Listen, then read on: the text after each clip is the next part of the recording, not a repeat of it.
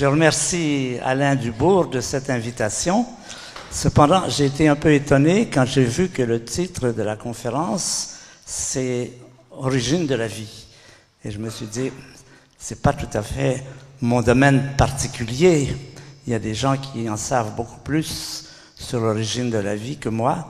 Mais j'ai réfléchi et je me suis dit, en fait, c'est une bonne idée de le faire.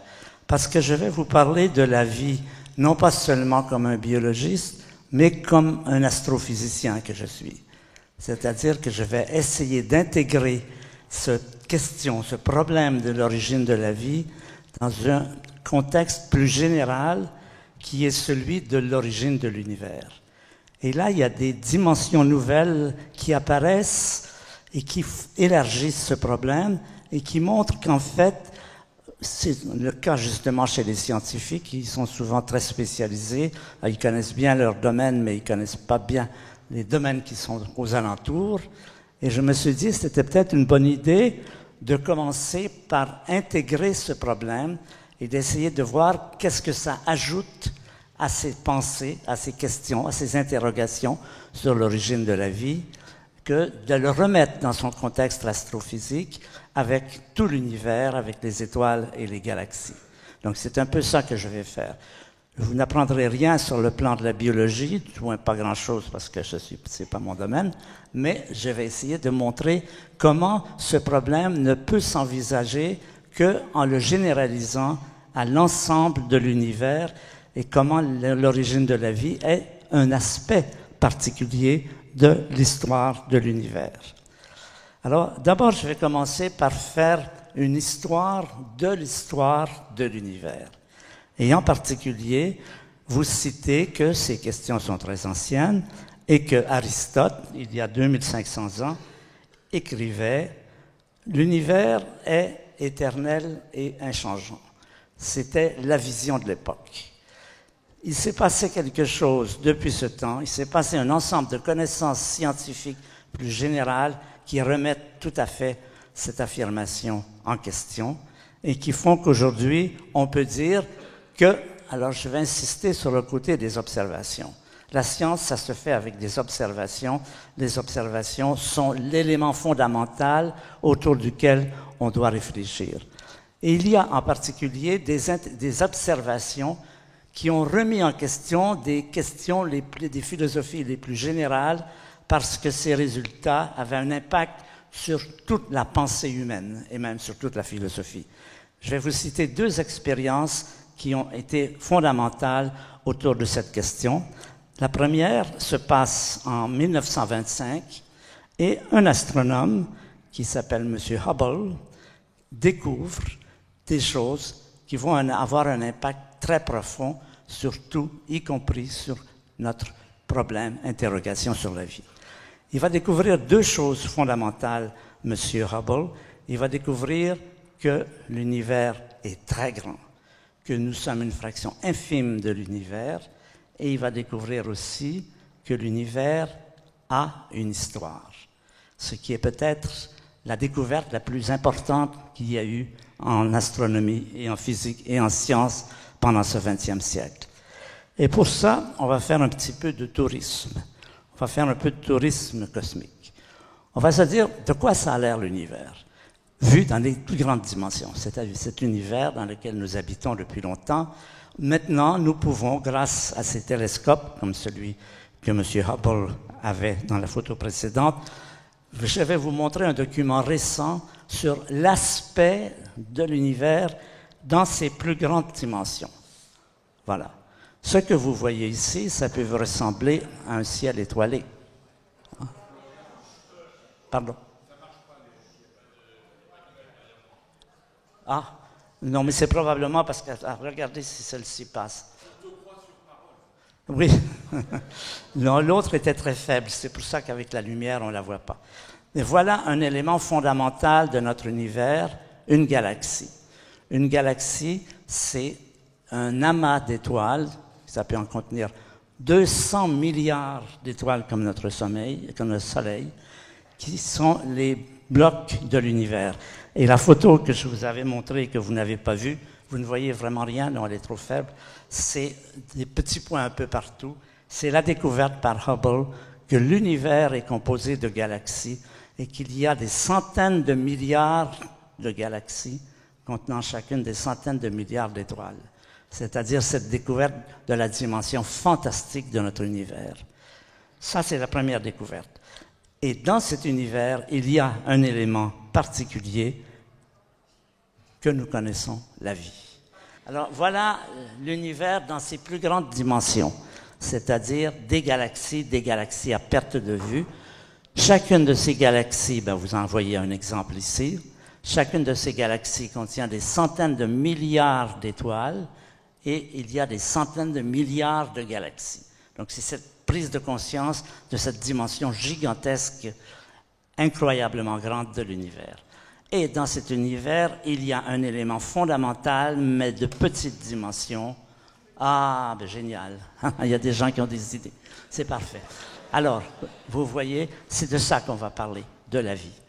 Et d'abord, une première constatation, c'est que nous vivons dans un univers qui est richement organisé en structures de toute dimension et de toute forme. L'univers est richement organisé à toutes les dimensions. Dans les plus grandes dimensions, il y a des galaxies, ensuite il y a des étoiles, ensuite il y a des planètes, quand on diminue les dimensions, on retrouve sur la Terre la vie à des millions de variétés, ensuite des molécules, des atomes, des particules élémentaires. L'univers est aujourd'hui richement organisé de structures de toutes les dimensions. Ça, c'est un élément fondamental qui va jouer un rôle. Il y a d'une part ce qu'on appelle de la matière inerte, c'est-à-dire des galaxies, des étoiles, des planètes, et à petite échelle, des molécules, des atomes, des particules élémentaires. Et en parallèle, il y a de la matière vivante, qui sont les cellules, les plantes et les animaux. Ce sont les deux domaines que nous allons étudier avec une vision globale de ce qui se passe. Alors, je vous ai dit que la grande découverte de Hubble, c'était l'univers a une histoire. Comment sommes-nous arrivés à cela? Hubble a eu l'idée non seulement d'observer les galaxies, mais de vérifier leur mouvement, de découvrir si elles se bougent dans le ciel ou si elles sont immobiles. Alors qu'on pensait qu'elles étaient immobiles, il découvre au contraire, elles bougent. Et elles bougent avec un mouvement tout à fait particulier. Celles qui sont près de nous s'éloignent lentement. Celles qui sont loin de nous s'éloignent vite. Toutes les galaxies sont en mouvement. Et ce mouvement n'est pas un mouvement aléatoire, c'est un mouvement extrêmement organisé que j'ai représenté avec un petit schéma. Voilà. Ici, j'ai présenté l'œil de Hubble. Chaque petit point ici est une galaxie et chaque flèche est une vitesse. Et vous voyez comment les vitesses des galaxies sont structurées à l'échelle mondiale. Celles qui sont proches de nous s'éloignent lentement, celles qui sont loin s'éloignent plus vite. On dit l'univers est en expansion. Cette découverte fondamentale, elle dit ceci. Elle dit que dans le passé, ils étaient plus rapprochés, évidemment, puisqu'elles s'éloignent, et que dans le futur, elles seront plus éloignées. C'est-à-dire qu'il se passe des choses à l'échelle globale. L'univers n'est pas statique, il est en mouvement, il est dans ce mouvement tout à fait organisé. Entre parenthèses, ici j'ai mis l'œil de M. Hubble.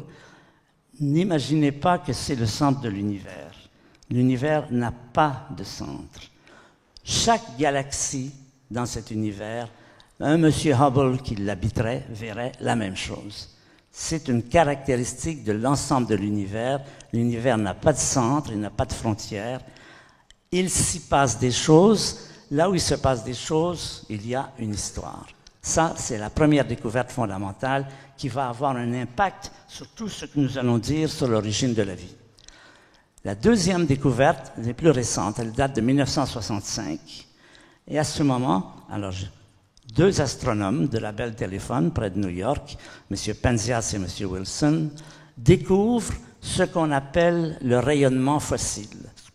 Dans leur antenne millimétrique, radio, ils découvrent qu'il y a une luminosité, un rayonnement qui vient des tout premiers instants de l'univers.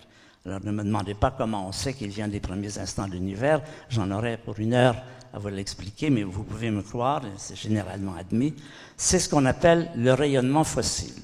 C'est une lumière qui vient des tout premiers temps du cosmos. Je vais vous la montrer, je vais vous montrer une photo, c'est un vrai document, c'est une vraie lumière, ce sont des ondes radio. Cette image que je vais vous montrer, elle est en fausse couleur, parce qu'il n'y a pas de couleur dans les longueurs d'onde radio, mais les dégradés de l'image sont réels. Alors il faut que vous les voyiez une fois dans votre vie, parce que ce sont des documents clés. Voilà. C'est ça qu'une personne qui aurait été présente très peu de temps après le début de l'univers, qu'on appelle le Big Bang, ce qu'elle aurait vu dans le ciel si elle avait pu à cette époque regarder. Et c'est à partir de là, maintenant, que les astrophysiciens extraient tous les renseignements qu'ils ont maintenant sur le début de l'univers. Je vais vous dire quels sont ces renseignements. Et un des premiers renseignements et des plus importants qui va jouer, c'est qu'à cette époque, il n'y a ni galaxie, ni étoile, ni planète, ni être vivant, même pas de molécules, même pas d'atomes. Il y a quoi? Il y a une espèce de magma incandescent à des milliards de degrés, complètement désorganisé. En peu de mots, l'univers le plus ancien est sans structure. Et là, vous voyez devant vous les 2 éléments clés qui vont nous permettre de reconstituer l'histoire du cosmos. On va la reconstituer en disant, on a le début, un chaos très chaud, totalement déstructuré, et aujourd'hui, un univers extrêmement structuré. Donc l'histoire de l'univers, c'est qu'est-ce qui s'est passé entre les deux? Qu'est-ce qui s'est passé? Comment cet univers totalement instructuré s'est-il organisé pour donner cet univers très structuré qui est aujourd'hui et dans lequel nous-mêmes nous sommes déjà présents? C'est ce qu'on appelle la belle histoire. La belle histoire, c'est l'histoire de comment, pour chacun d'entre nous, on peut se la poser, qu'est-ce qui s'est passé pour qu'un jour nous soyons nés? Nous soyons apparus dans cet univers. Qu'est-ce qui est arrivé à ce magma incandescent pour que, au cours de toutes ces 14 milliards d'années, c'est le nombre qu'on donne maintenant, l'âge de l'univers, 14 milliards d'années, ne me demandez pas ce qu'il y avait avant, j'en sais rien. C'est l'époque, c'est le temps, c'est notre histoire. C'est ce qu'on appelle la belle histoire. La belle histoire, c'est à la fois l'histoire de l'univers et l'histoire de chacun d'entre nous. Qu'est-ce qui s'est passé pour que nous soyons là aujourd'hui, capables de comprendre, avec notre gros cerveau qui nous permet de poser des questions. C'est ça que l'astronomie et la biologie essaient de reconstituer, c'est l'histoire de la matière qui s'organise. Ce qu'on peut dire, c'est que pendant tout ce temps, grâce aux étoiles, grâce aux galaxies, grâce à des planètes, à des quantités d'éléments dans lesquels toutes les sciences que nous connaissons, la géologie, l'astronomie, la biologie, racontent quoi? La même histoire, c'est l'histoire de comment nous sommes arrivés à être ici aujourd'hui. Alors, ce qu'on sait, c'est qu'un élément fondamental, c'est qu'il y a des lois de la physique. Les lois de la physique régissent les forces qui ont lieu, qui agissent sur la matière. Ce sont ces forces qui sont responsables de notre existence à divers degrés. La matière obéit aux lois de la physique. Les forces de la physique, c'est la gravité, l'électromagnétisme, la force nucléaire forte, la force nucléaire faible. Il y a 4 forces par lesquelles aujourd'hui nous pouvons comprendre à peu près toutes les observations que nous faisons et qui sont donc responsables, qui sont les moteurs de l'organisation, de la structuration de la matière.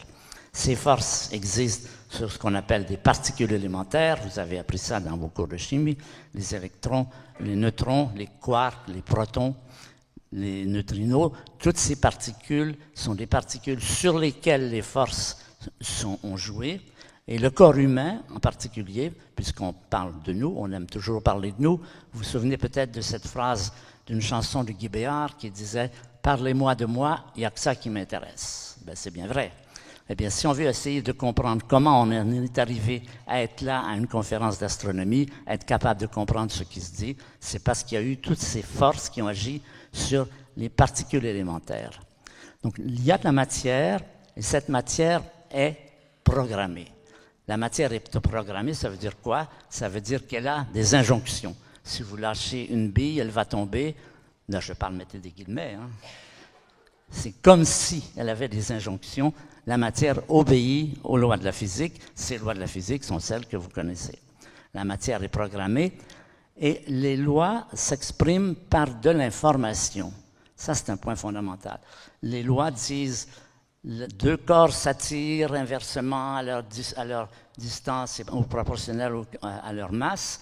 Mais tout ça, ce sont des mots, c'est de l'information. C'est de l'information qui spécifie à la fois la nature des particules et la nature des forces qui s'exercent sur elles. Et la grande question aujourd'hui qui se pose, sur laquelle nous n'avons pas de réponse, mais qui est fondamentale, c'est l'origine de l'information. Comment se fait-il que la matière soit informée? On va arriver là à deux questions fondamentales qui se posent, auxquelles on n'a pas de réponse et auxquelles on n'aura probablement jamais de réponse, mais le socle de notre ignorance sur ces deux questions est la base de la science. La première question, elle a été posée il y a à peu près 2 siècles par un philosophe qui s'appelle Leibniz. Pourquoi y a-t-il quelque chose plutôt que rien? Voyez, posez-vous cette question, vous voyez tout de suite que vous n'arriverez pas à y répondre. Il n'est pas possible de répondre à cette question. On constate qu'il y a quelque chose. Et deuxièmement, pourquoi ce quelque chose est-il informé? Comment se fait-il que cette matière est différenciée? On n'en sait rien. On va donc poser que les réponses à ces deux questions, nous ne les aurons jamais, mais que nous allons partir de là pour faire de la science. Nous allons dire, il y a de la matière, il y a quelque chose, il y a de l'information, il y a de la matière qui obéit à des lois.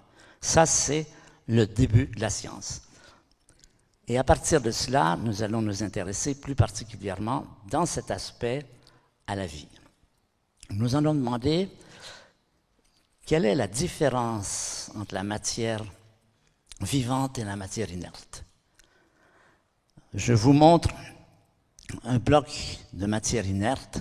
C'est un atome avec ses noyaux, ses électrons qui tournent autour. Et je vous montre à côté une matière vivante, des chèvrefeuilles, une photographie dans notre jardin de Malicorne. Quelle différence y a-t-il entre les deux? Je vais vous montrer une molécule de sucre. Une molécule de sucre, c'est fait d'atomes, d'oxygène, d'hydrogène et d'autres. Une molécule de sucre est définie par ses constituants. Ce que je veux dire, c'est que si j'enlève un atome de cette molécule, ça n'est plus du sucre. La structure même, la définition du sucre, c'est ça, c'est fixe, c'est déterminé, c'est durable, ça durera indéfiniment. Ça, c'est un aspect de la matière inerte. Mais la vie n'est pas définie par ses constituants atomiques. Si vous vous faites couper une jambe, vous êtes toujours vous-même. La vie, c'est un lieu, le corps humain, dans lequel des atomes circulent. Vous mangez, vous allez aux toilettes, tout ça, ça reste quand même vous-même. Vous n'êtes plus identifié à vos atomes. La vie n'est pas définie par ses constituants atomiques. Les atomes circulent dans et hors de l'espèce vivante. Elle est définie par ses fonctions. Ce qui définit un être vivant, ce sont ses fonctions. Il naît, il bouge, il meurt, et plein d'autres fonctions comme ceci. Les vivants, la différence fondamentale, c'est ceci. La matière vivante obéit aux lois de la physique, évidemment, que vous soyez vivant ou pas vivant, si vous tombez dans l'escalier, vous tomberez. Mais la matière vivante, elle obéit aussi aux lois de la biologie. Elle a une nouvelle programmation, si on peut dire. Naître, manger, se reproduire, mourir. Par exemple, je vais vous présenter une plante morte, une fleur coupée, avec une fleur vivante. Les deux obéissent aux lois de la physique. Mais la fleur vivante, elle a d'autres injonctions. C'est de faire des graines, c'est de faire des fleurs qui sont totalement absentes de la fleur morte. Vous voyez, la vie ajoute une nouvelle programmation. C'est une définition possible. Il y en a beaucoup Des gens ont fait des centaines de définitions de la vie, on attend qu'on en veut. C'est celle-là que je vais choisir aujourd'hui de développer. C'est ce qui est vivant est sujet à des injonctions auxquelles la matière morte n'a pas lieu. Par exemple, je vous l'ai dit, polliniser les fleurs. Une abeille qui est là, tout d'un coup, elle va se diriger vers une fleur, quelque chose, une programmation, l'amène à aller polliniser les fleurs pour assurer la reproduction. La vie n'est pas éternelle, on meurt, mais la vie veut se perpétuer, on continue à exister en remplissant des fonctions.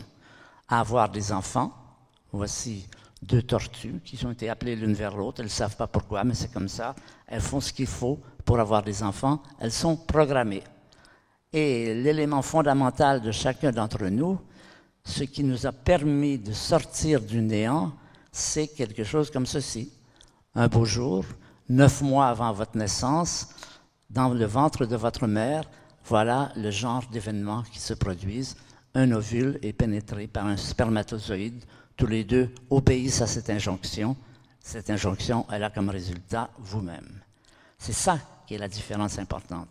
Il y a aussi le fait que les êtres vivants ont de l'affect. J'aime beaucoup cette photo, ce gorille qui est devenu ami avec un petit chat, je trouve ça magnifique, mais c'est la même chose, cette injonction qui fait que les êtres vivants ont des affects, ont des tendances, ont des facilités, ont des besoins d'agir. Nous avons nous-mêmes, comme la matière, nous sommes également programmés, mais nous sommes programmés de 2 façons différentes. Nous avons une programmation génétique qui fait que quand vous mangez, les choses vont se mettre en place, vous allez digérer, mais aussi une programmation que je dirais mentale. Je vous propose de mettre votre main comme ceci devant vous, et maintenant vous allez faire une expérience. Mentalement, vous allez dire à votre main, lève-toi. Elle va se lever. Vous vous rendez compte de ce que vous venez de faire? Ça, c'est de la matière inerte. Je n'ai mis aucun moteur. Le seul moteur, c'est répondre à une injonction. Je peux décider, moi, de bouger ma main. Et cette simple idée, qui est une idée, qui n'est pas un phénomène matériel, disons, suffit pour que je déplace ma main. Voilà les injonctions, les programmations de la vie qui sont, encore une fois, spécifiques aux êtres vivants. Si vous dites à votre chaise de bouger, elle ne bougera pas. Programmation génétique, digérer. Programmation mentale, bouger la main. La vie, on peut considérer la vie, tous les scientifiques ne sont pas d'accord là-dessus, mais moi c'est mon opinion et beaucoup d'autres scientifiques. La vie est une forme de la matière, c'est une phase de la matière. C'est la phase la plus évoluée de la matière cosmique. Elle peut avoir un comportement complexe, elle peut avoir de l'efficacité, tout ce que la matière inerte ne veut pas, ne peut pas. Et, élément important, la mémoire. La matière vivante, par rapport à la matière inerte, elle a une histoire. Votre histoire personnelle est reliée dans vos gènes à 3 milliards d'années dans le passé, un génome qui a évolué pendant toutes ces périodes. Les vivants forment une grande famille du fait qu'ils ont tous une histoire antérieure, génétique, de reproduction et tout cela. Ce que n'a pas, évidemment, la matière inerte. La matière inerte n'a pas d'histoire. Avoir une histoire, avoir une mémoire, au sens où je le dis, c'est spécifique à la matière vivante. D'autres caractéristiques, la vie est extrêmement robuste. La géologie nous apprend que notre histoire sur notre planète est une histoire qui a été très houleuse. Il y a eu des périodes dans lesquelles il y a eu ce qu'on appelle des extinctions. Des phénomènes géologiques, quelquefois climatiques, quelquefois astronomiques, ont fait que dans les derniers milliards d'années, il y a eu 5 grandes périodes d'extinction qui ont pratiquement annulé la vie. On est venu quelquefois à avoir détruit plus de 95% des vivants. Mais la matière, elle a ses qualités. Par exemple, il existe aujourd'hui ce qu'on appelle des êtres vivants qu'on appelle des extrémophiles. Ce sont des molécules, des cellules plus exactement, qui sont capables de résister à des conditions extrêmes. Plus chaud que de l'eau bouillante, dans la radioactivité intense, dans le froid. Justement, on a appris récemment, grâce à M. Pesquet, celui qui a fait ces périodes sur l'ISS, M. Pesquet a trouvé, ou ses amis, en sortant de leur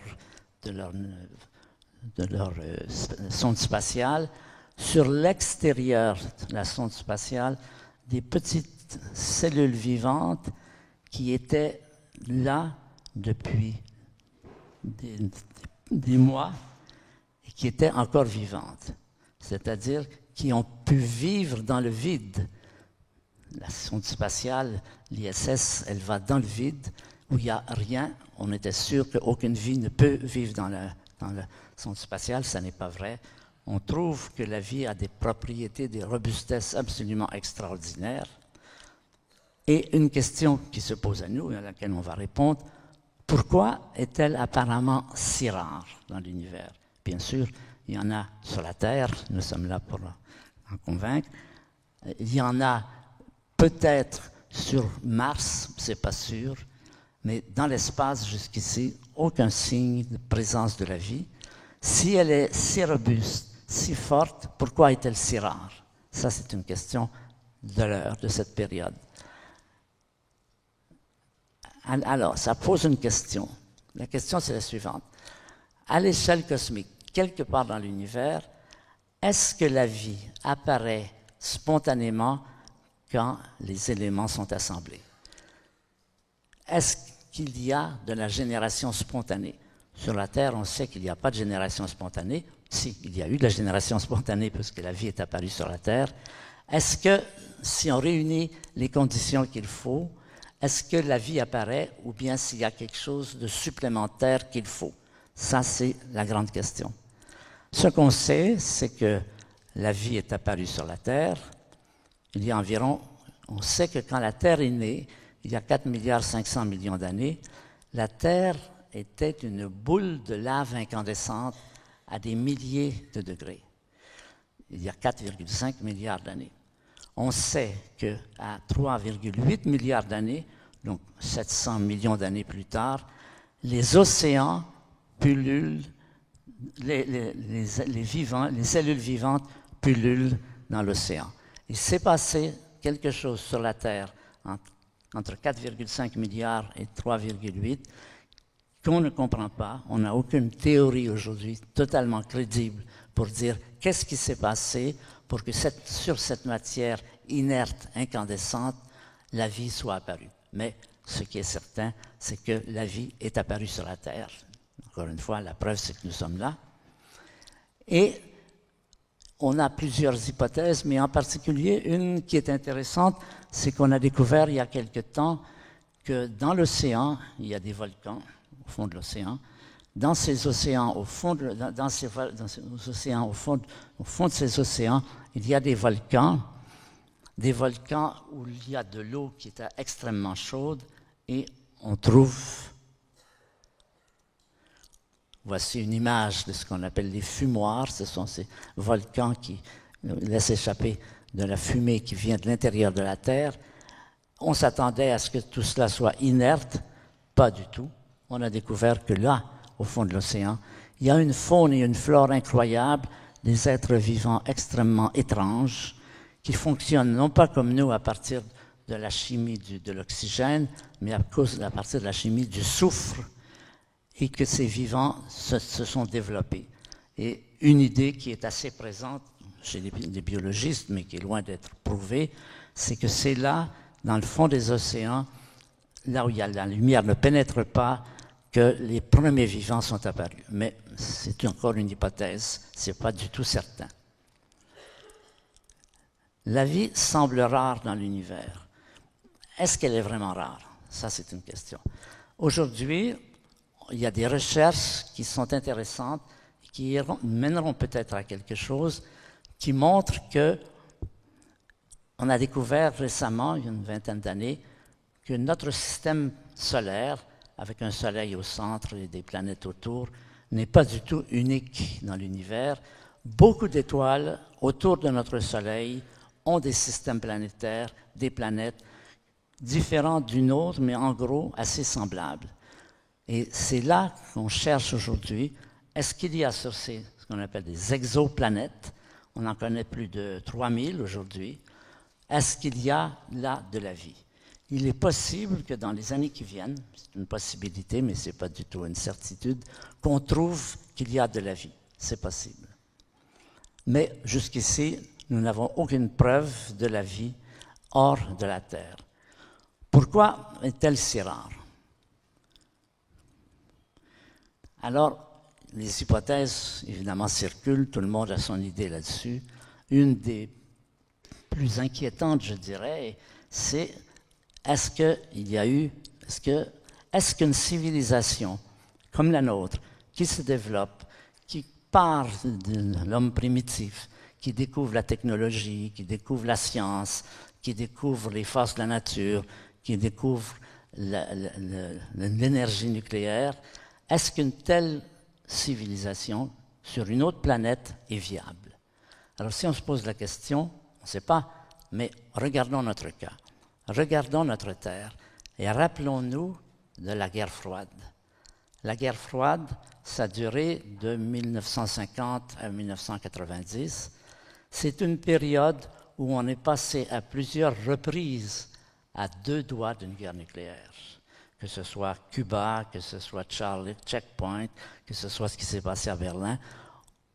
On est venu vraiment à 2 doigts et ce fait, maintenant la situation est un peu calmée, encore que le président coréen aujourd'hui revienne sur le sujet, comme vous savez.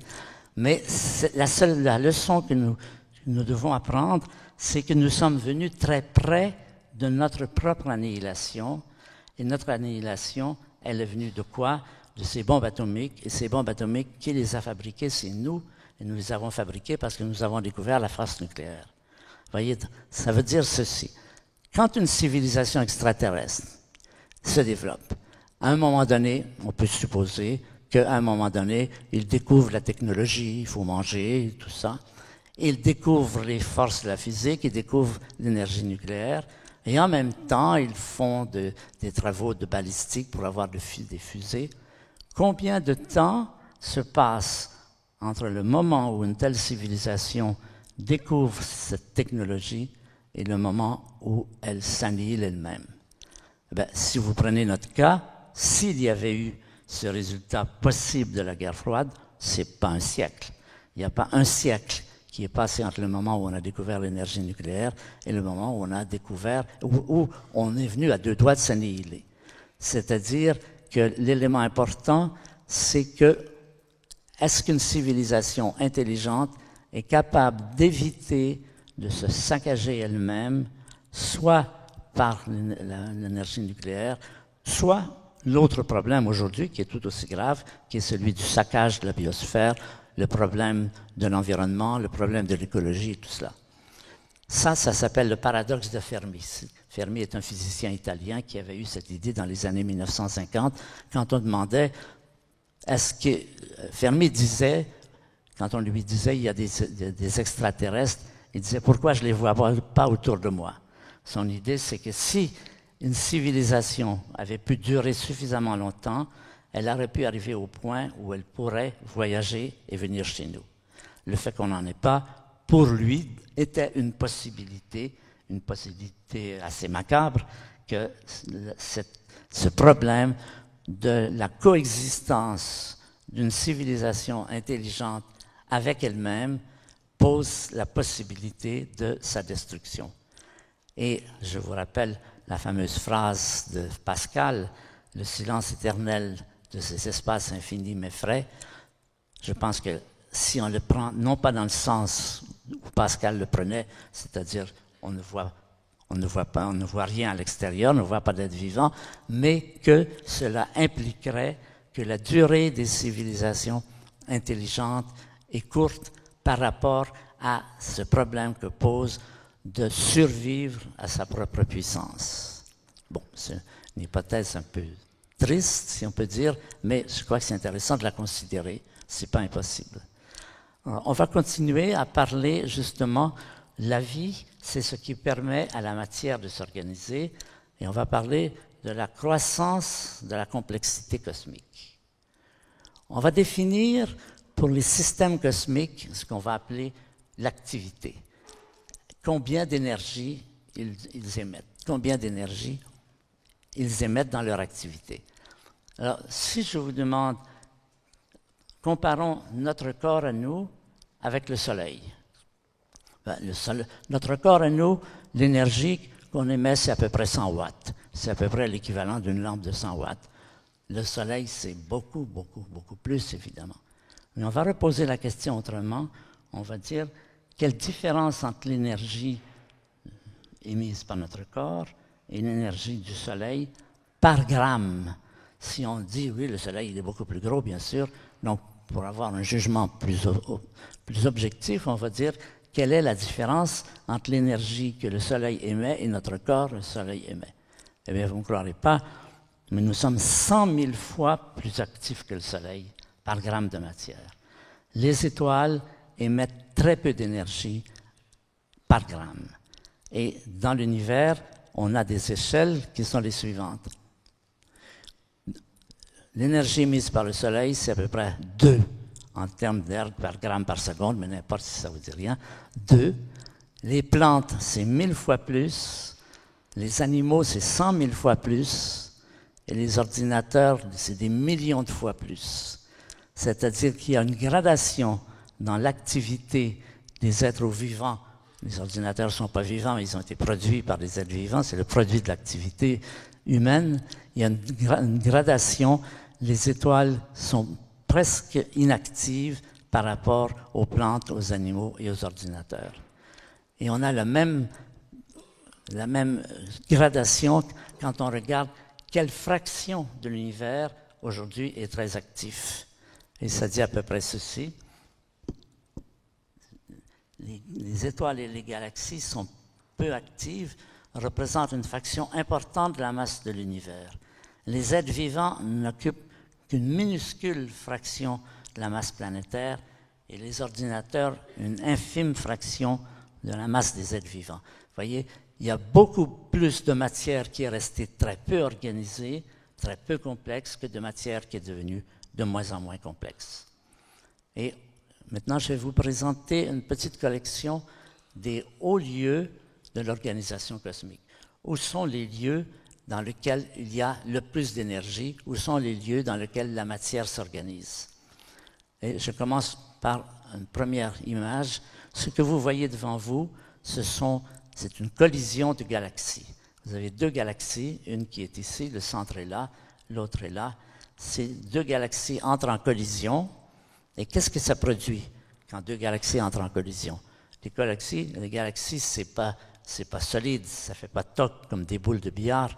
Ça produit, le résultat des collisions entre les galaxies, c'est un fantastique accroissement du taux de formation d'étoiles bleues. Vous voyez, toutes ces étoiles bleues que vous voyez ici sont des étoiles qui ont été provoquées par cette collision. Il y en a aussi des 2 côtés. Or, ces étoiles sont des grandes productrices d'atomes d'oxygène en particulier. Sachant que notre corps humain est fait de 60% d'oxygène, notre corps humain, en grande partie, débute l'histoire de notre corps par des collisions de galaxies qui produisent des étoiles géantes bleues, qui produisent ces atomes d'oxygène, aussi de carbone et d'azote. C'est-à-dire que vous voyez là un haut lieu de où et comment la matière s'est organisée, la matière du corps de chacun d'entre nous. Un des premiers chapitres de notre histoire ancienne, ça j'appelle les hauts lieux de la complexité, un des premiers chapitres de notre histoire, c'est là. C'est quand des galaxies entrent en collision, qu'elles forment des étoiles géantes bleues, lesquelles forment les atomes d'oxygène qui sont les principaux constituants de nos corps.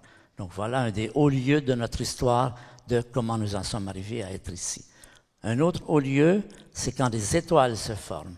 Alors ici, vous avez une nébuleuse telle qu'on en trouve un peu partout dans la Voie lactée. Quand vous regardez la Voie lactée l'été, vous voyez que c'est un enchevêtrement de luminosité et de régions obscures. Eh bien, ces régions obscures sont un peu comme les placentas, là où les étoiles se forment. Ces lieux, ces nébuleuses s'effondrent, et en s'effondrant, elles se réchauffent, elles produisent des étoiles. Vous voyez, vous avez véritablement ici un accouchement d'étoiles. Ici, vous avez des étoiles nouvelles qui viennent de se former à partir de ce lieu. Et c'est dans ces étoiles que vont se former les atomes de notre corps. Et puis ensuite, un autre haut lieu de la croissance de la complexité, c'est la mort des étoiles. La mort des étoiles, les étoiles meurent quand elles ont épuisé leurs réserves en énergie, et à ce moment-là, elles se dispersent dans l'espace. Et vous allez voir un exemple.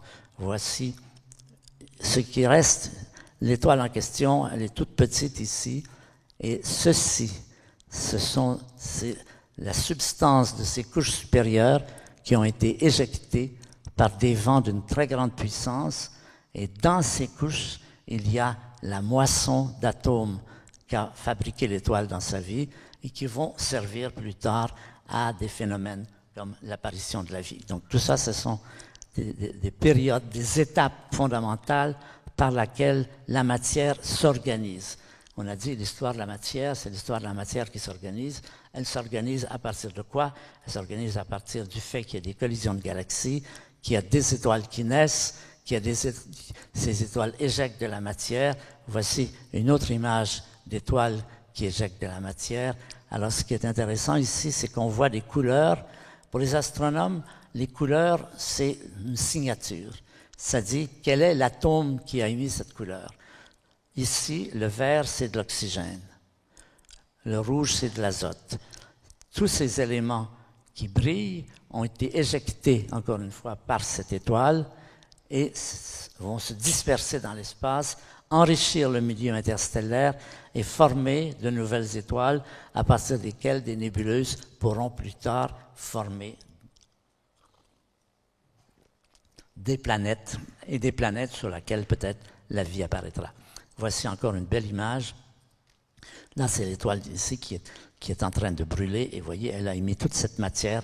Comme la matière est dispersée un peu irrégulièrement, on voit encore au centre l'étoile qui en est responsable. Et voici encore une image qui est de la même nature, le vert, le rouge.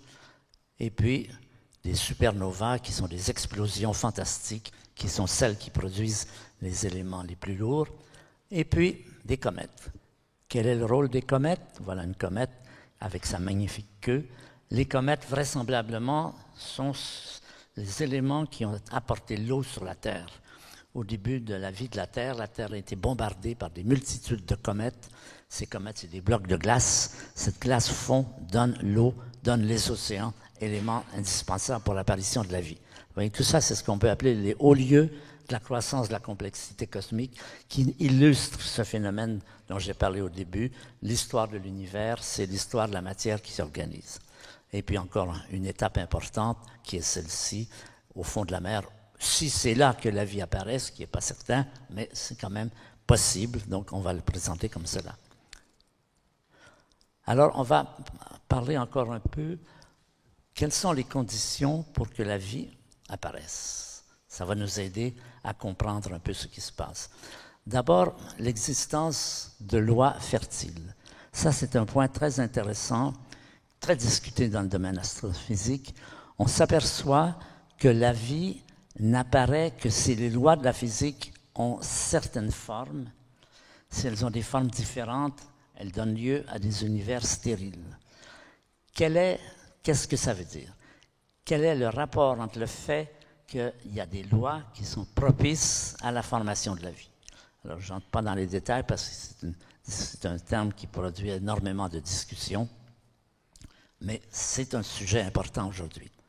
Alors, il faut une source d'énergie, d'abord un soleil, une étoile, La vie dissipe de l'énergie, il faut donner de l'énergie, donc il faut une étoile pour l'apporter, mais ce n'est pas tout. Il faut un système qui a un écart de température. L'écart de température qui produit la vie sur la Terre, c'est le fait que le Soleil est beaucoup plus chaud que la Terre. Le Soleil était à 6000 degrés, à peu près, la Terre à 300 degrés, en degrés absolus, ça veut dire 15 degrés Celsius. Et il y a ce qu'on appelle le second principe de la thermodynamique, qui dit qu'il est indispensable pour avoir de la vie qu'il y ait deux températures, une basse température, une haute température. Qu'est-ce qu'il faut aussi? Des atomes légers à faible énergie de liaison, de l'hydrogène, du carbone, de l'oxygène, des molécules capables d'échanger de l'énergie rapidement. Là, je vous donne un peu la liste de ce qu'on pense qu'il faut. Ce qu'on a découvert assez récemment, c'est qu'il faut une activité géologique importante, ce qu'on appelle la tectonique des plaques, qui est bien illustrée ici. Ici, vous êtes en Islande. En Islande, il y a cette grande fracture, Tyrhvíling, ça s'appelle. Cette fracture, c'est le lieu de séparation entre l'Europe et l'Amérique. C'est une fracture qui s'est produite il y a 200 000 ans. Et cette activité de la Terre, qui est ces mouvements continuels des continents qui font les volcans, qui font les tremblements de terre, on s'aperçoit aujourd'hui, c'est indispensable pour arriver à avoir de la vie, pour avoir des conditions pour avoir de la vie. Ça prend beaucoup de conditions et il faut une longue durée. Il faut des phénomènes qui durent longtemps. La vie n'apparaît pas par des phénomènes de courte durée. Il faut des centaines de millions d'années. Voilà toutes les conditions qui apparaissent. Le rôle de l'oxygène. La Terre est la seule planète du système solaire qui a une atmosphère d'oxygène. Les autres planètes ont des atmosphères de gaz carbonique ou d'hydrogène. La nôtre est la seule. C'est aussi la seule qui a de la vie, apparemment. Bon, c'est possible qu'il y en ait sur Mars aussi ou sur d'autres.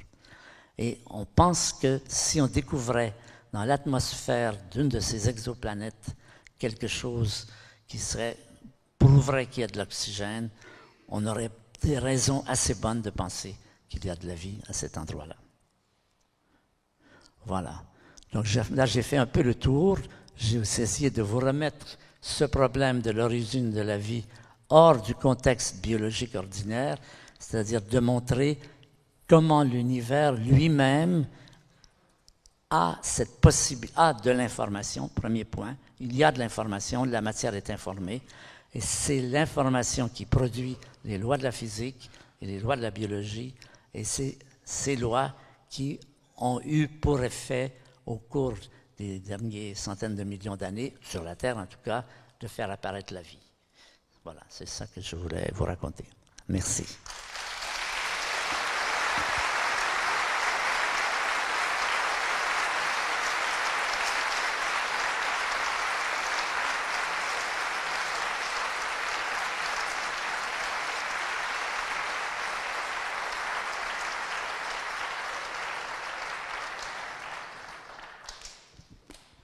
On a prévu une période de questions. Donc, si vous avez des questions ou même des commentaires, ce n'est pas nécessaire de formuler des questions. Ça peut être intéressant pour tout le monde. On va vous apporter un micro pour ceux qui voudraient poser des questions. Est-ce qu'on peut remettre la lumière, s'il vous plaît? Oui. Juste Hubert Rive, une question. Vous indiquez que la matière inerte n'a pas d'histoire. Or, juste à côté, le Muséum d'histoire naturelle nous a prêté des météorites qui sont admirables. Je vous invite à regarder. Ils ont une histoire, ces météorites. Ben, ça dépend de ce qu'on appelle avoir une histoire, évidemment. Une histoire, je veux dire quelque chose qui vous relie à tout le restant. Les êtres vivants, nous sommes tous reliés au fait que la vie s'est développée, mais toujours la vie produit la vie. Aucune vie ne vient spontanément. Aucune vie n'est isolée. Chacun peut se relier à une famille et plus loin à beaucoup d'animaux qui ont évolué et tout ça. La vie forme une très grande famille par des liens d'une histoire ancienne, les histoires d'accouplement, les histoires, tout cela. Ce que la matière n'a pas. Les météorites, c'est des cailloux, c'est de la matière inerte. Ils n'ont aucune des propriétés de la vie, évidemment. Oui, je voulais vous demander, puisque l'univers a une histoire, oui. Est-ce que ça veut dire que la question de qu'est-ce qu'il y avait avant le Big Bang n'a aucun sens, puisque le temps n'existait pas? Alors ça, là, vous affirmez quelque chose qui est une question. Le temps existait-il avant le Big Bang? On n'en sait rien. Si je vous demande quel âge a le temps, qu'est-ce que vous pouvez répondre? Eh bien, vous pouvez dire le temps est au moins aussi vieux que les premiers habitants de l'univers. Quels sont les plus vieux habitants de l'univers? Il y en a deux types. Il y a des étoiles et des atomes. Les étoiles, on ne connaît aucune étoile qui a plus de 14 milliards d'années. Jamais on a découvert une étoile qui a plus de 14 milliards d'années. Même chose pour les atomes. Les atomes radioactifs, c'est l'uranium, le thorium, ils ont une petite horloge à bord, donc on peut aussi savoir leur âge. Quand on fait du calcul, on trouve que c'est à peu près autour de 15 milliards, pas plus de 20 milliards. Donc on peut dire que l'univers a au moins 20 milliards d'années. Ça ne veut pas dire qu'il n'y en a pas plus, il pourrait en avoir plus. Mais on peut affirmer que l'univers doit être plus vieux que ses plus vieux habitants. Ça a l'air raisonnable. Donc l'univers a au moins 15 milliards d'années. Mais de dire qu'est-ce qu'il y avait avant, on n'en sait rien. On ne peut rien dire tant qu'on n'a pas d'observation. Ça, c'est le dogme de la science. Il faut des observations pour faire des affirmations scientifiques, bien sûr. Donc, si je vous demande, par exemple, on parle souvent de création, on dit l'univers a été créé, avant il n'y avait rien. On n'en sait rien. Comment pourrions-nous savoir s'il y a eu un temps où il n'y avait rien? Il n'y a aucune observation qui vous donne ça, par définition. Donc, on est limité à dire, on peut donner des limites inférieures. Le temps a au moins 15 milliards d'années. Est-ce qu'il y avait du temps avant 15 milliards d'années? Gros point d'interrogation. Il faut reconnaître où est notre ignorance. Ça, nous n'en savons rien. Et l'idée qu'il y a eu une création et qu'avant il n'y avait rien, ce qu'on retrouve dans beaucoup de traditions religieuses, dont la Bible et bien d'autres, qu'il n'y avait rien puis il y a eu une création, c'est mythique. Il n'y a aucune raison, aucune affirmation au fait qu'il y a eu un moment où il n'y avait rien. Voyez, pensez-y. Comment vous pouvez dire qu'il y a eu un moment où il n'y avait rien? Puisqu'il n'y avait rien, vous n'avez aucun témoignage. Si vous n'avez pas de témoignage, vous ne pouvez rien dire. Excusez-moi, je voulais faire une remarque sur les formes de vie, parce que justement vous dites que vous recherchez certains types de formes de vie, notamment d'oxygène, etc. Mais il est prouvé qu'il y a des formes de vie à base de soufre. Donc la question qu'on devrait peut-être tous se poser, c'est pas s'il y a des formes de vie, mais pourquoi ne nous apparaît-elle pas? Parce qu'il est évident que statistiquement, dans le nombre de systèmes planétaires qui existent dans tout l'univers connu, il y a forcément des formes de vie qui ne nous ressemblent pas, et donc on peut se demander pourquoi ne nous est-elle pas apparue. Est-ce qu'on est même capable de les, entre guillemets, de les définir? Parce qu'on sait très bien que les formes de vie, ça peut prendre n'importe quelle forme, on peut dire. Là, je contesterai votre affirmation car vous dites qu'il y a forcément. Ce que vous voulez dire, c'est que vous pensez. Mais c'est tout ce que veut dire forcément. En fait, on n'en sait rien. Il y a peut-être beaucoup de vie dans l'univers.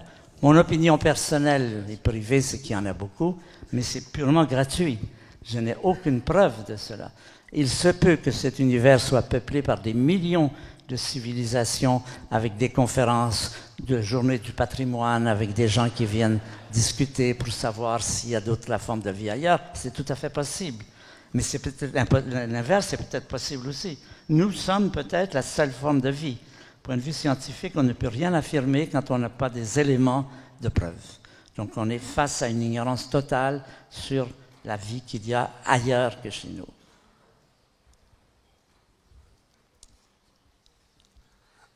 Oui. Oui. Vous avez écarté de votre exposé les scénarios mécaniques qui permettent de passer de la matière inerte à la matière vivante, comme ces expériences célèbres où dans une bouteille on met que des minéraux, on fait des arcs électriques et puis on essaye de se retrouver avec des acides aminés. Pourquoi vous n'avez pas essayé d'avoir une approche mécaniste de l'apparition de la vie dans cet exposé? Attendez, je n'ai pas bien compris. Levez la main, s'il vous plaît, d'abord, que je vois qui vous êtes. Bon, c'est important. Bon, vous voulez reprendre votre question plus lentement? On n'entend pas très bien. Donc, je remarque que dans votre exposé, vous avez écarté les scénarios qui précisément permettent de montrer comment on passe, par exemple, de matière inerte, minérale, à de la matière qui peut construire la vie, de la matière organique, comme des acides aminés. Il y a ces fameuses expériences qui montrent qu'on peut passer de l'un à l'autre en faisant un arc électrique dans une bouteille où on a mis les ingrédients minéraux de base. Pourquoi vous avez écarté ça de votre exposé? Parce que ce n'est pas des acides aminés, ce n'est pas de la vie. C'est les premières étapes, vraisemblablement, de la construction de la vie. Mais les acides aminés, ça n'est pas vivant. Vous n'avez jamais vu un acide aminé avoir quelques comportements qui sont typiques de la vie. Donc c'est une première étape. Le vaste problème de l'origine de la vie, c'est un problème qui implique énormément d'événements différents qui s'enchaînent. Il y a quelques éléments qui maintenant sont compris et vérifiés. Vous avez parlé de ces expériences de Urey Miller, ça marche bien. Ça n'est qu'un élément dans la construction. Moi, je ne suis pas biologiste, mais je peux écouter les biologistes et qui disent tous, nous n'avons aucun scénario crédible de l'origine de la vie à partir d'une matière vraiment inerte jusqu'à une matière vraiment vivante. Ça, c'est ce que m'enseignent les biologistes.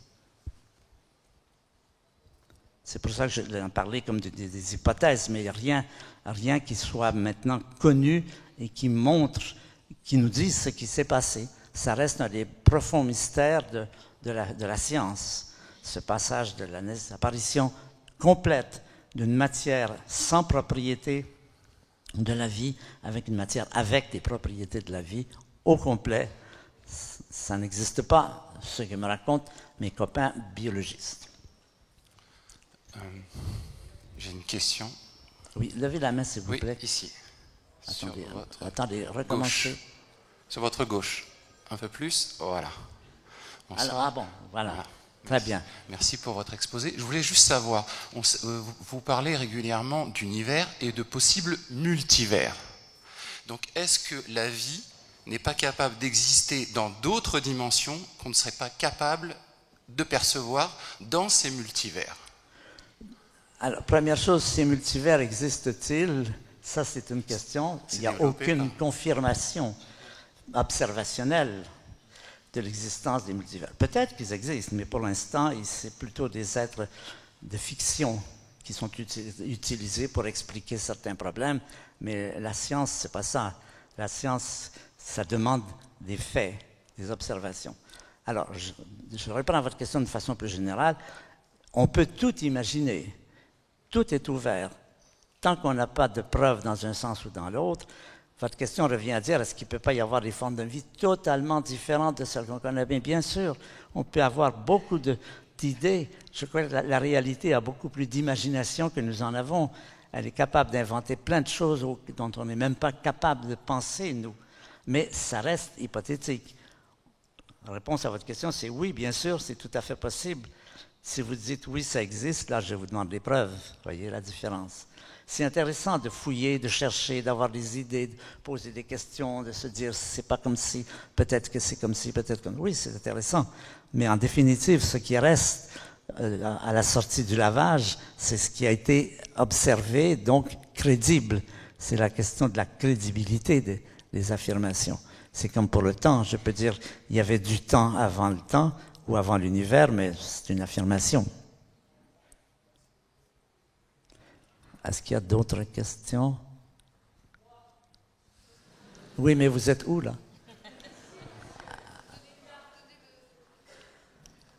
Ben, il y a une lumière, je ne vois pas bien. Oui, ben, allez-y. Oui. Ben, allez-y, posez votre question, s'il vous plaît. Alors, tout d'abord, monsieur, pour moi, c'est une grande joie de vous écouter. Merci. Je pense pour nous tous. Joie, oui.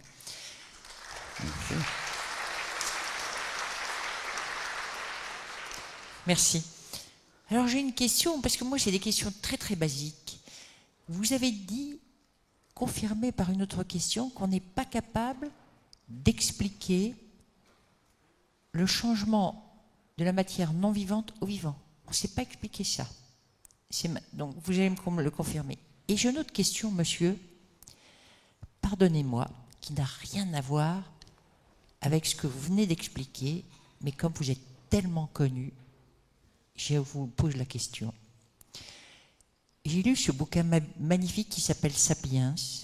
Hier, sur LCP, il y avait, si vous voulez, l'écrivain. C'est plus que l'origine de la vie. Sapiens, c'est l'origine de notre vie, Homo sapiens.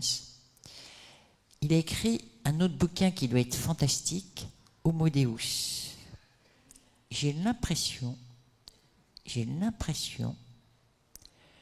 qu'Homo sapiens va disparaître. Merci. Je sais que c'est le thème du livre de M. Harari. Oui, oui. J'ai eu l'occasion de le rencontrer. Pardon? C'est très intéressant. J'ai eu l'occasion de le rencontrer. Je pense que, bon, je suis assez d'accord sur beaucoup de ces points.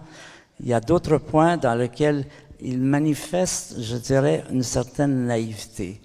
C'est-à-dire, il défend l'idée que la science contemporaine va, comme vous avez dit, faire disparaître l'être humain, mais surtout qu'elle va faire disparaître les religions. Parce que, dit-il, quand on aura suffisamment d'organigrammes, de big data, les religions disparaîtraient. Alors, je lui donne comme objection, au début du XXIe siècle, nous avons vu surgir la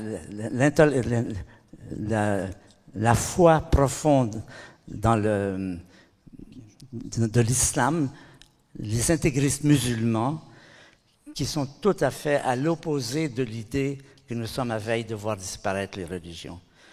Au XXIe siècle, on tue encore pour Dieu, pour l'image de Dieu. Ça me paraît incompatible avec l'idée qu'on est en train de faire disparaître les religions. Les religions sont quelque chose de très profond dans l'humanité, quelque chose qui est durable apparemment et qui amène aux meilleures choses et aux pires excès, évidemment.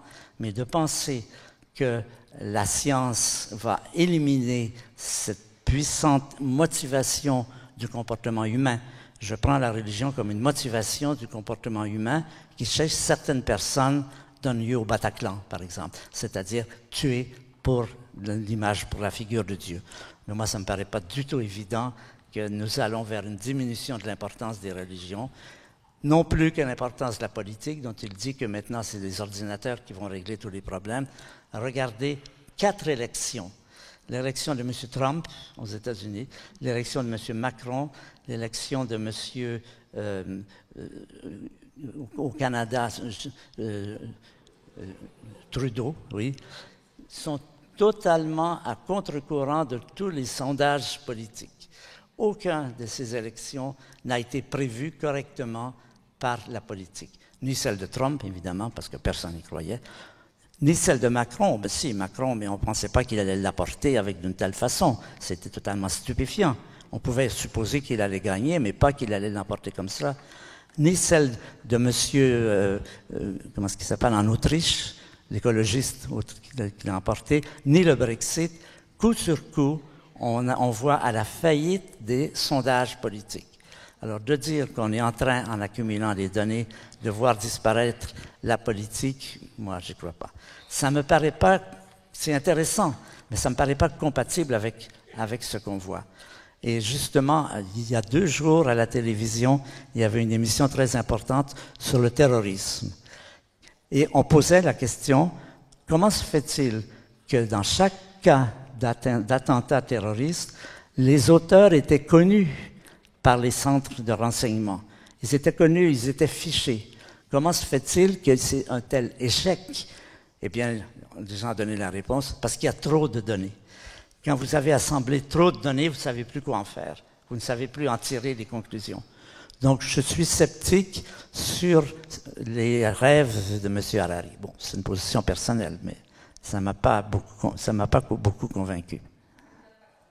Pardon? Ça, je ne sais pas. Non, il ne m'a pas convaincu, non. Non. Ben, parce qu'il y a ces objections. de dire qu'on voit Auguste Comte en 1850, il y a eu d'abord l'époque des religions, ensuite l'époque de la philosophie, ensuite l'époque de la science, et les religions et la philosophie vont être effacées. En 1850, c'est loin de Daesh, ça. Daesh est la preuve du contraire, que la religion n'est pas du tout absente de l'activité humaine, qu'elle est d'une certaine façon aussi présente qu'elle l'a toujours été, s'il faut dire les choses. Plus, je ne sais pas, mais au moins autant. Bonjour. Bonjour. Oui. Je suis en face de vous. En face. Ah, je vous vois. Parfait. Voilà. On a retrouvé de la matière organique sur la surface de Titan. Est-ce que c'est la forme de vie, enfin, ce qui se rapprocherait d'une forme de vie, le plus proche de la forme de vie à notre connaissance en dehors de notre planète? Attends, répétez s'il vous plaît le début, j'ai manqué le début. On a observé, une sonde a observé, je ne me rappelle plus le nom, de la matière organique qui couvrirait tout le sol de Titan. Tout le sol de Titan. Titan. Titan, oui. La satellite de Saturne. Tout à fait. Oui, oui. C'est du méthane et de l'éthane, oui. Tout à fait. Et donc ça, est-ce que c'est ce qui se rapprocherait le plus de la vie en dehors de la planète Terre? Non, on a trouvé sur certaines météorites, on a trouvé des acides aminés beaucoup plus complexes. Sur la météorite Hutchison, par exemple, on a trouvé de la glycine, c'est-à-dire un des 4 acides aminés qui est du code génétique. On trouve dans beaucoup d'endroits des molécules complexes qui sont, si on peut dire, les premiers pas vers la vie, bien sûr, qui sont beaucoup plus complexes que ce qu'on a sur Titan. Titan, les données sont moins connues. On sait qu'il y a du méthane, de l'éthane, 3 ou 4, mais on n'a pas jamais trouvé d'acide aminé sur Titan. Mais même si on en trouvait, encore une fois, on peut considérer ces molécules comme des étapes dans l'évolution, mais un acide aminé n'est pas vivant au sens d'avoir les fonctions du vivant. Du moins, on ne les a jamais vus se manifester de cette façon. Oui. Qu'est-ce que vous pensez de l'hypothèse, justement, quand on a trouvé ces briques de vie dans des météorites, de l'hypothèse que les briques de la vie seraient arrivées sur Terre par les météorites? Ils sont arrivés sur Terre par les météorites et que, l'agencement de ces briques s'est fait sur la Terre, quoi. Alors, c'est fait effectivement qu'on trouve ces météorites dans lesquelles il y a les briques de la vie, et il y a une idée qui est présente et qui n'est pas idiote à mon avis, c'est est-ce qu'il est possible, nous savons que nous recevons sur la Terre des météorites qui viennent d'autres planètes, de Mars en particulier. Il y a une collection de météorites dont on a la preuve qu'elles arrivent de Mars. Comment elles arrivent-elles de Mars? On appelle ça le billard cosmique. Imaginez une météorite qui frappe Mars d'une façon comme un ricochet, qui en extrait des morceaux. Ces morceaux repartent dans le système solaire. On a trouvé des morceaux qui viennent de Mars, des morceaux qui viennent de la Lune aussi. L'idée qui est souvent proposée, supposons que dans ces planètes, il y ait des formes de vie cellulaires très, très primitives, que ces formes de vie soient présentes dans certains de ces cailloux qui sont extraits de Mars et qu'elles survivent au choc, ce qui est possible, et que la vie finalement terrestre soit venue de Mars. Ça, c'est une hypothèse qui est très populaire aujourd'hui. Nous sommes tous des Martiens. Bon, évidemment, il n'y a aucune preuve de tout cela, c'est plutôt de la fantaisie. Mais c'est pas impossible. C'est pas impossible. On admet qu'il n'est pas impossible que des êtres vivants englobés dans des cailloux sur Mars soient arrivés chez nous par ce phénomène dit du billard planétaire. Mais pour l'instant, c'est pas prouvé. C'est une hypothèse. Il n'y a pas de preuve de cela.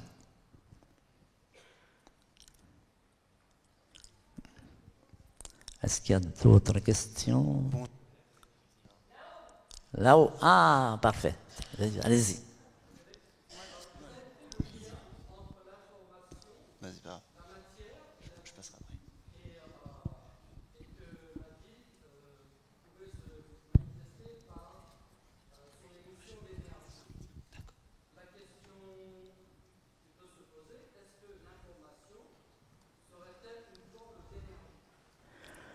Oui, c'est une question. Je ne sais pas comment y répondre. Je ne sais pas. J'ai jamais vu cette question abordée. Ce serait intéressant, mais je ne peux pas vous répondre. Il faudrait avoir des preuves là aussi. Il faudrait pouvoir développer ça d'une façon crédible. Mais je ne peux pas vous répondre là. Bonjour. Merci pour votre présentation. Je suis juste en face de vous aussi, un peu à votre droite. Ça, on va dire que c'est midi, 1 heure, 2 heures, 3 heures. 2 heures 3 heures. On a fait un voyage dans le temps. Oui. Et j'ai bien suivi votre présentation. Et vous parlez à un moment donné d'énergie et comment expliquez-vous qu'un soleil puisse produire de l'énergie moins par gramme qu'un être humain ou une plante? Alors, je vous dirais, c'est un fait. Alors, cherchez l'explication, mais c'est un fait, ça peut se calculer. On connaît la masse du Soleil, on connaît aussi l'énergie qu'il émet. Donc, si on veut l'énergie par gramme, eh bien, on divise l'énergie par la masse. Et si on prend le corps humain, on peut faire la même chose. Comme je vous ai dit, le corps humain est équivalent à peu près à 100 watts. Une lampe de 100 watts, c'est à peu près l'énergie quand vous réfléchissez vraiment intensément. C'est à peu près ça que ça produit. Si vous êtes dans une pièce comme ici et qui est glacée, la pièce se réchauffe assez rapidement, même si elle n'est pas glacée d'ailleurs. Chacun d'entre nous émet autant d'énergie qu'une ampoule de 100 watts. Alors, on fait ce calcul pour le corps humain et on trouve une certaine valeur, quelques milliers d'ergs par gramme seconde, et on fait ce même calcul pour le Soleil, on trouve 2 ergs par gramme seconde. Les physiciens savent ce que je veux dire. Eh bien voilà, c'est un chiffre. Alors, si vous voulez l'expliquer, c'est autre chose. Je vous dirais, c'est d'abord une constatation. C'est une observation. C'est que le Soleil, il est très gros. Ça lui permet, même s'il n'émet pas beaucoup d'énergie par gramme, comme il a beaucoup de grammes, ben, ça fait beaucoup d'énergie.